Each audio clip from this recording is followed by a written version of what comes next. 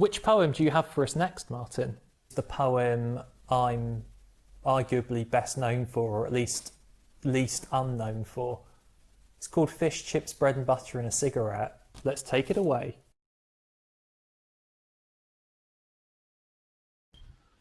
The bus went twice a week back then.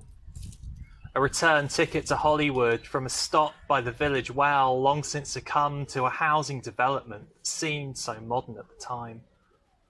Chippy often got him telling me stories from his youth. Bold and retold memories, deep fried in my hungry naivety. Him and his friends, they'd wait for ages sometimes. They had to get to the bus stop early, stare down the road in the hope it hadn't passed already, and if they were lucky, they'd catch the coal merchant's bored horse skulking off alone again, or the rag and bone men looking for a bargain. Far cry from the far-flung cinematic worlds of sharp suits and femme fatales awaiting them after the town centre chippy. A fortnightly tale of its little speciality of fish, chips, bread and butter, and a cigarette. In my still warm fish, I'd taste his way back when, as if the crunch of teeth on batter could take us back to the bus again, where the bright-eyed stars of an old man's tale made him 15 again, as it all unveiled.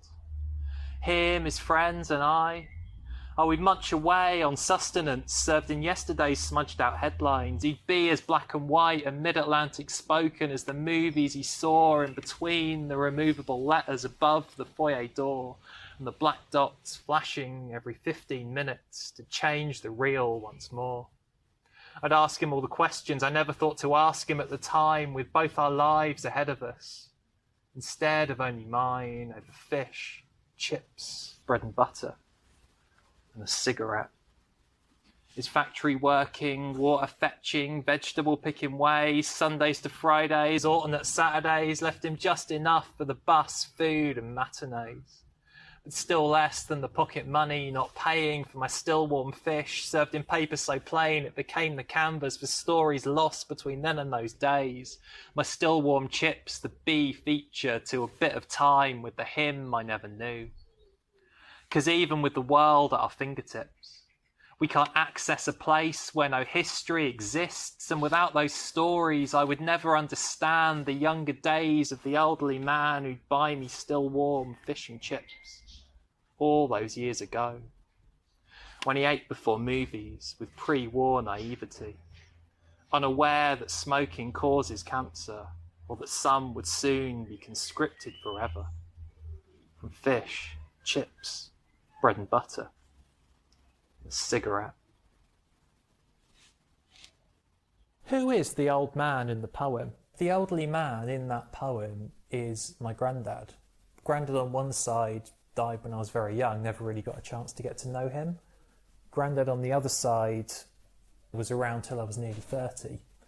And he was a right raconteur. He had a story for everything under the sun. I think elderly people can be really fascinating to talk to, the lifetime of stories that they've got. And I think when people go, their stories often go with them. And I just wanted to tell some of his stories through my own storytelling. Oh, definitely.